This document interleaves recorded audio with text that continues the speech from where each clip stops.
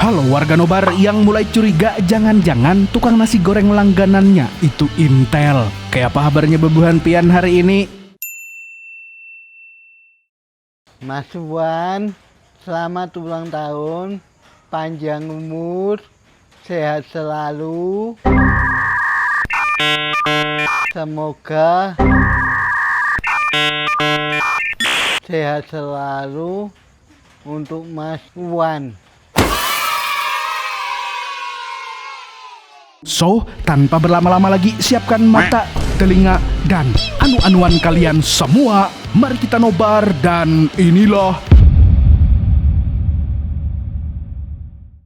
melanjutkan kisah dari film Hitman pertama yang menceritakan seorang komikus bernama Jun. Ia terkenal lewat karya komiknya sehingga diliput oleh salah satu stasiun televisi.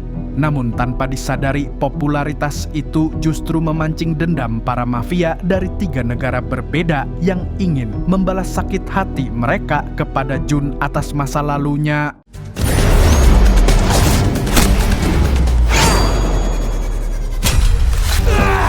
전 세계를 누비는 악당들을 처단하는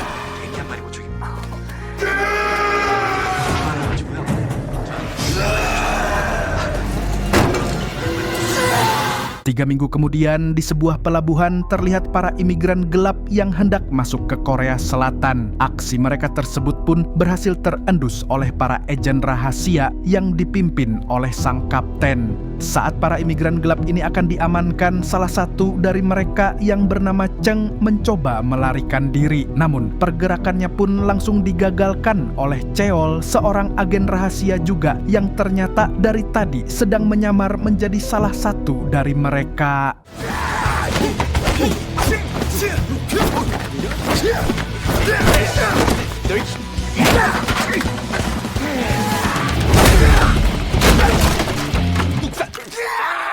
Setelah Cheng berhasil diamankan, Cheol ternyata sudah mengetahui bahwa Cheng ternyata datang bukan sebagai imigran gelap biasa, tetapi ia datang untuk membalaskan dendamnya kepada Jun. Cheol pun merasa Jun perlu diberitahu mengenai ancaman ini. Sayangnya, pendapat itu ditolak mentah-mentah oleh sang kapten yang mengatakan bahwa Jun sudah hidup normal sebagai warga sipil biasa. Jun harus terhindar dari semua urusan masa lalunya saat masih menjadi agen rahasia dan hidup tenang bersama anak dan istrinya. Jun kini hidup bahagia bersama keluarganya di sebuah apartemen. Istrinya, Mina, kini menekuni profesi baru sebagai pemilik galeri seni setelah sebelumnya hanya mengajar les melukis. Semua itu bisa terwujud berkat kesuksesan Jun. 우리 김 작가님 덕분입니다. Keesokan harinya, Mina menggelar pameran pertamanya. Acara berjalan lancar dan membuatnya sangat bahagia. Sang anak yang bernama Gayung ikut hadir meskipun terlihat baru saja pulang sekolah. Cheol dan sang kapten pun juga datang sambil membawa 2 kantong tisu yang entah apa maksud dan tujuan dari hadiah tersebut. 괜찮습니다. 축하드립니다. 잘 풀리라고. 뭘 이런 거 다. 진짜 날이 갈수록 둘이 똑같아지네. 뭔 소리 하는 거야 지금? 진짜. Mereka kemudian ikut menikmati karya seni yang terpajang di galeri. Saat sang kapten sedang melihat-lihat, Mina mengenalkannya dengan Jeon, sang direktur galeri. Sang kapten yang seumur hidupnya hanya mengabdi pada negara tiba-tiba merasa terpesona pada Jeon. Saat perkenalan singkat berlangsung, ia bahkan mengaku bekerja sebagai dosen universitas demi menjaga identitas aslinya. 세팅하고 연락 주세요.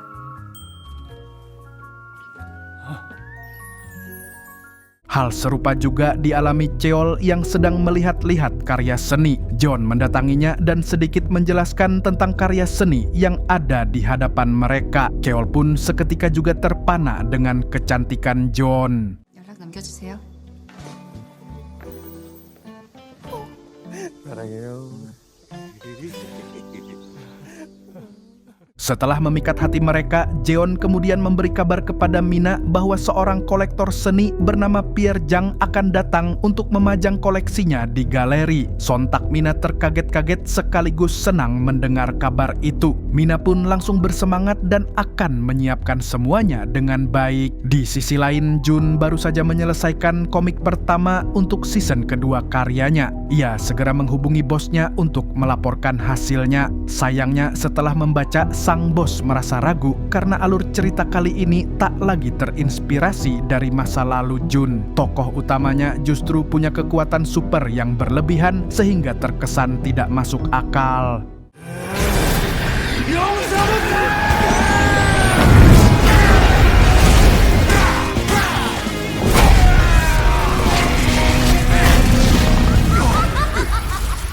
Dan benar saja, ketika komik itu dirilis, para netizen termasuk teman Gayung di sekolah langsung memberikan komentar negatif yang membuat sang bos pusing. Sang bos kemudian memanggil Jun ke kantor untuk meminta Jun menghentikan cerita itu dan memulai cerita baru. 이번 작품은 깨끗하게 접고 새로 한번 시작해보자. 응?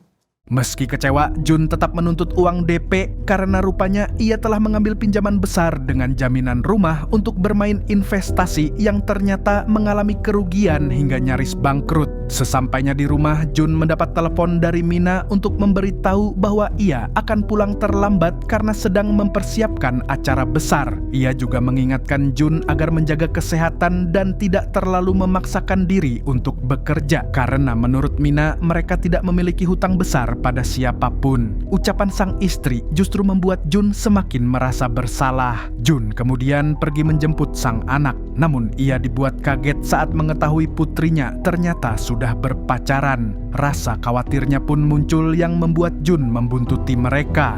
Saat menguping, Jun tak sengaja mendengar percakapan mereka tentang komik terbarunya yang dianggap sampah. Dan karena kesal, Jun memutuskan untuk memberi pelajaran pada pacar anaknya itu. 이거 버려야지 학생.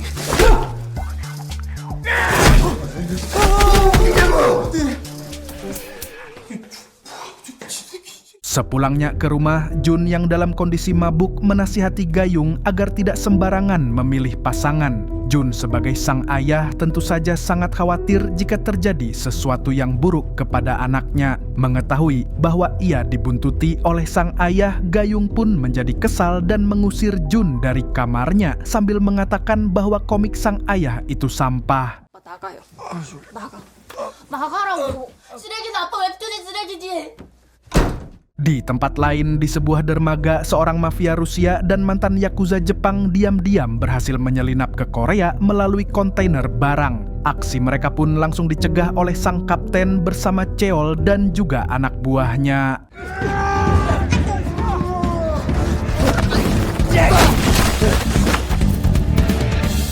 Pak Ketua Agen Rahasia pun segera mengadakan rapat darurat untuk membahas maraknya imigran gelap yang masuk belakangan ini. Setelah tahu tujuan mereka sebenarnya adalah mencari Jun, Pak Ketua memutuskan untuk mengusir Jun ke luar negeri. Namun, keputusan ini ditentang keras oleh Cheol dan sang kapten yang merasa komik Jun sudah tidak lagi menjadi ancaman.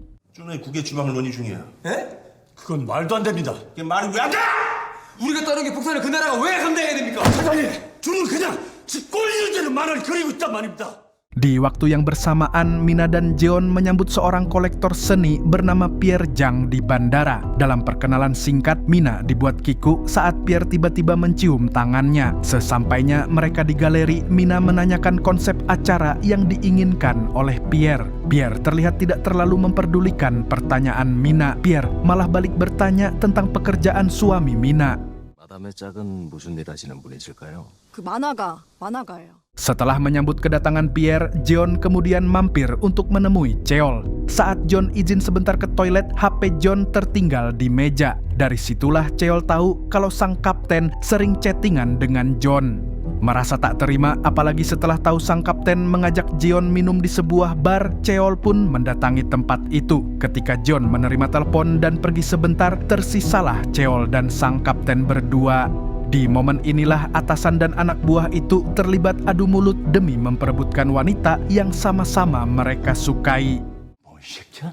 좀 나이를 생각하세요. 좀 나이를. 싸가지 없는 놈 새끼야.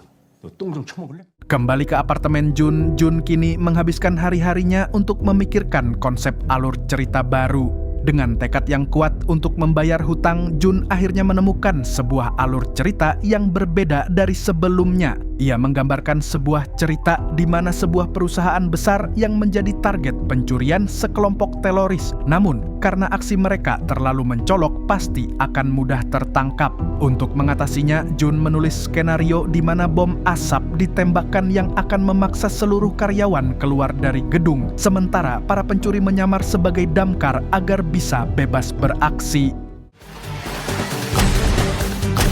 사범 지원이 올 것이다. 그러면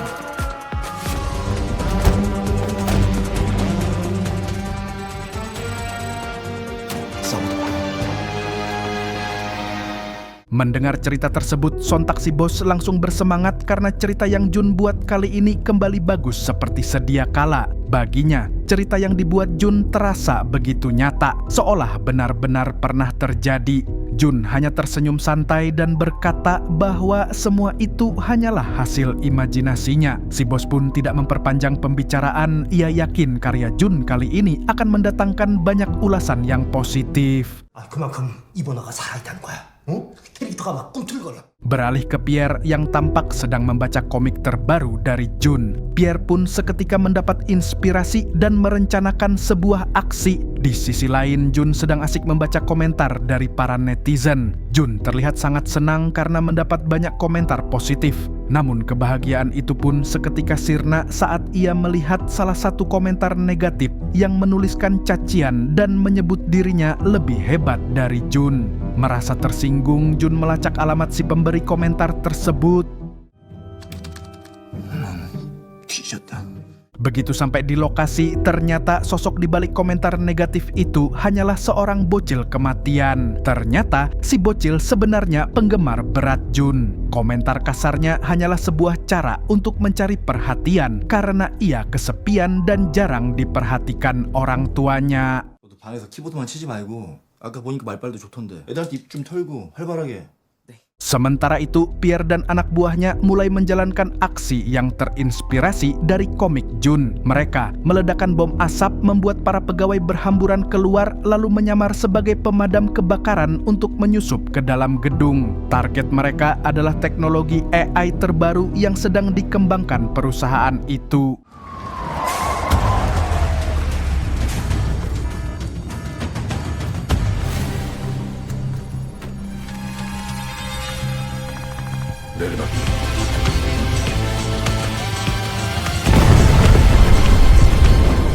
Tak butuh waktu lama, berita perampokan itu langsung masuk televisi dan menjadi trending topik. Nama Jun kemudian ikut terseret. Banyak orang menganggap Jun adalah otak di balik peristiwa itu, bahkan menuduhnya sebagai teroris. Pak Ketua yang mendengar kabar tersebut langsung murka. Ia yakin Jun memang bekerja sama dengan para penjahat demi uang. Tapi sang kapten tetap mencoba menenangkan atasannya.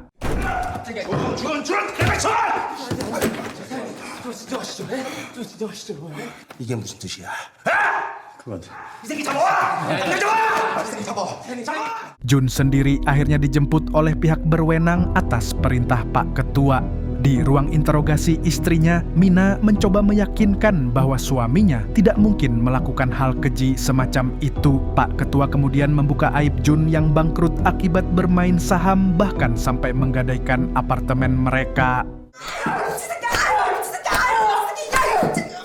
Tidak berhenti di situ, Pak Ketua juga membuka aib Mina. Ia menunjukkan beberapa foto masa lalu Mina sebagai seorang wanita yang terkenal pandai memikat pria. Mina bahkan sampai mendapatkan julukan 60 second karena Mina bisa memikat pria hanya dalam waktu 60 detik saja. 표지 모델로 나왔었고 별명은 60 seconds입니다. 60 seconds? Setelah dipermalukan, mereka pun menyadari bahwa ini merupakan sebuah pelanggaran karena Pak Ketua telah memanfaatkan kekuasaannya untuk memata-matai warga sipil. Melihat Mina yang naik pitam Jun kemudian ikut-ikutan membela sang istri dengan harapan Mina akan melupakan hutang dari kesalahannya tersebut. 이거 진짜 뭐 하는 거야 이거? 맞아, 씨발! 사람 안 들고 있어! 야 이씨, 너 진짜 이따 봐 이 새끼야. Setelah Mina pergi, Pak Ketua menginginkan bukti yang lebih kuat. Ia lalu menghadirkan si bocil kematian yang pernah ditemui Jun. Tanpa diduga, si bocil ternyata menyimpan rekaman dari kamera kecil yang ada di kamarnya. Berkat bukti itu, Jun bisa mengelak dari tuduhan. Meski begitu, masalah belum selesai. Para penjahat dari berbagai negara ternyata sudah mengincarnya untuk balas dendam. Menyadari komiknya benar-benar ditiru, Jun akhirnya terpikir ide baru, yaitu memancing para penjahat untuk kembali beraksi dengan aksi yang ia buat sendiri. Kali ini ia menulis cerita tentang pembobolan bank yang menggunakan gudang terbengkalai sebagai jebakan. Namun kali ini Jun sendirilah yang akan menghabisi para penjahat tersebut.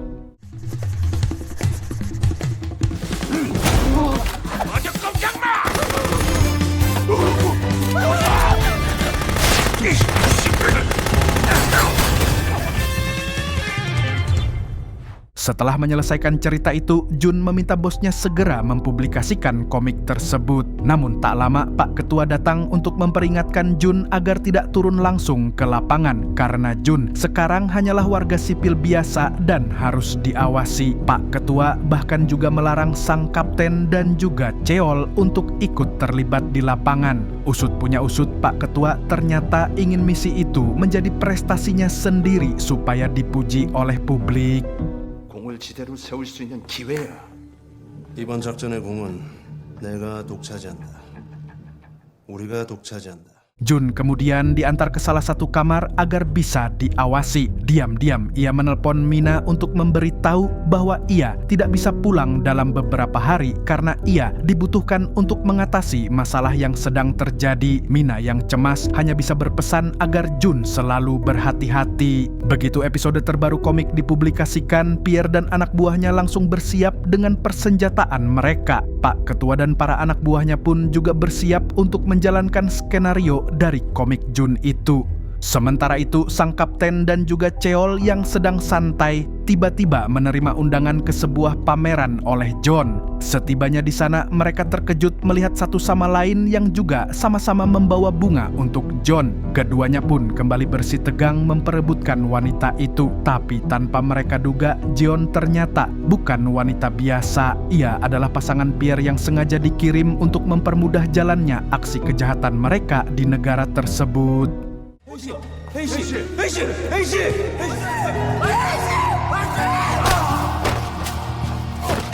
Sementara para agen sibuk mempersiapkan diri untuk menjalankan rencana, sang kapten sudah dalam kondisi terikat dan diinterogasi oleh Pierre yang menuntut balas dendam atas kematian keluarganya. Terungkaplah bahwa dulunya Jun pernah mencuri sebuah barang yang disebut gerbang neraka. Karena ulah Jun itu, Pierre harus menghadapi kematian keluarganya. Setelah mendengar perkataan Pierre itu, sang kapten tetap enggan untuk membuka suara tentang keberadaan dari barang tersebut.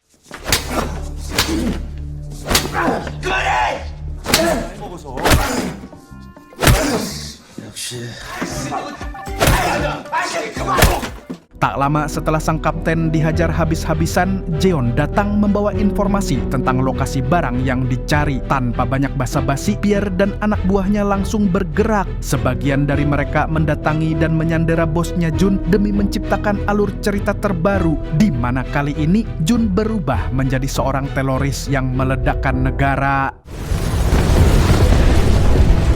대한민국은 사라진다. 이로 키워진 아이. 꿈도 미래도 모두 포기했는가. 테러리스트 준뿐이다.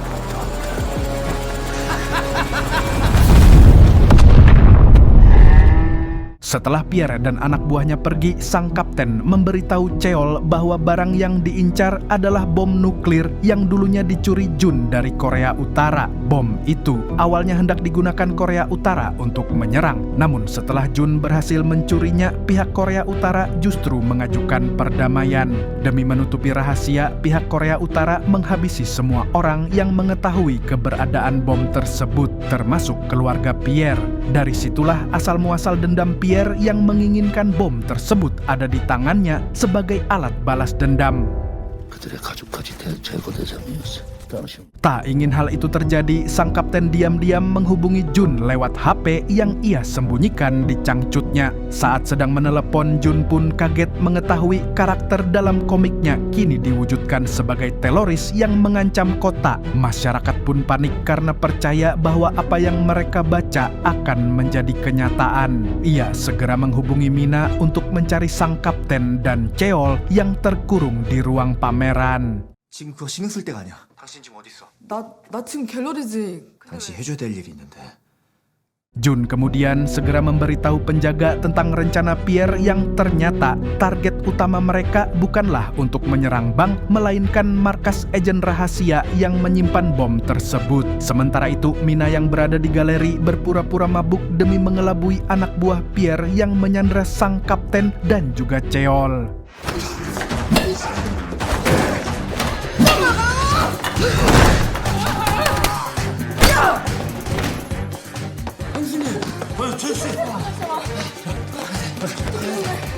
Di lain sisi, Pierre berhasil masuk ke markas agen rahasia dan memaksa para agen untuk menampilkan kamera CCTV di setiap sudut ruangan. Sementara, Jeon bersama rekannya berhasil menemukan keberadaan bom tersebut yang ada di sebuah ruangan.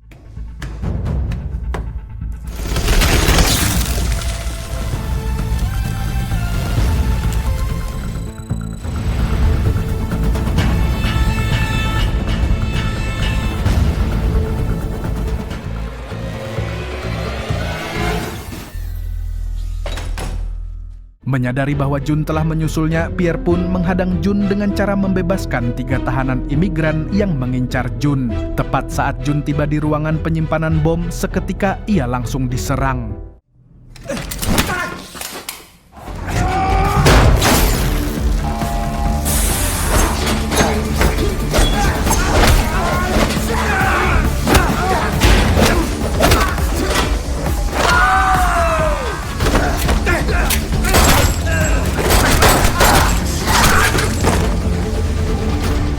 Saat jam operasional bank telah selesai, si penjaga yang diminta oleh Jun untuk menemui Pak Ketua datang tepat waktu dan langsung memberikan informasi tentang situasi yang sebenarnya sedang terjadi. Sementara itu, Jun berusaha mengejar Pierre yang ingin kabur dengan helikopter di atap gedung sambil menghabisi para anak buah Pierre sendirian.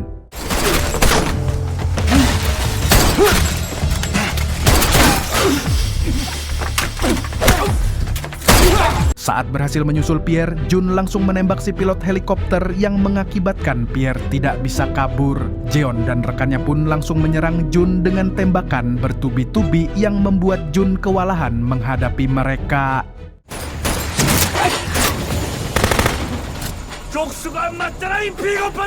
Saat Jun yang sedang terpojokkan sendirian, sang kapten dan Cheol tiba-tiba datang untuk membantu Jun. Saat peluru anak buah Pierre habis, Pierre kemudian maju untuk menghadapi Jun sambil mengeluarkan pisau, sedangkan sang komikus hanya mengeluarkan sebuah pensil. Pertarungan sesungguhnya pun dimulai.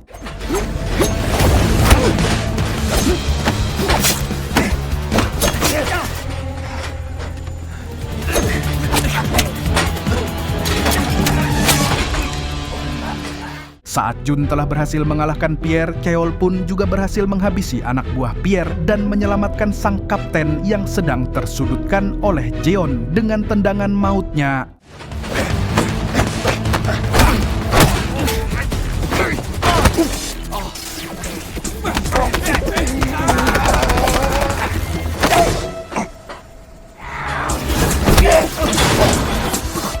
Masalah mereka tak berhenti di sana. Salah satu dari mereka harus membawa bom nuklir itu dengan helikopter dan meledakkannya di laut. Sempat terjadi perdebatan di antara mereka, namun akhirnya Jun memutuskan untuk mengorbankan diri.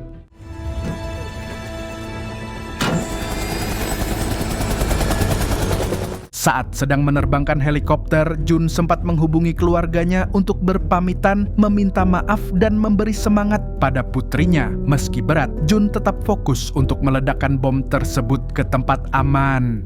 안전하게 터뜨리려면 내가 가야 돼. 여보, 그러지 마.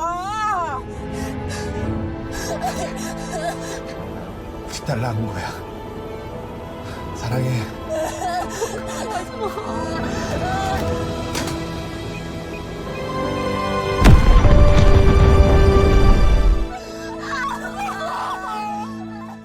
Semua mengira Jun telah tewas dalam misi itu, hingga kemudian mereka dikejutkan oleh panggilan telepon dari Jun yang ternyata berhasil selamat setelah mengaktifkan mode autopilot dengan cara yang unik.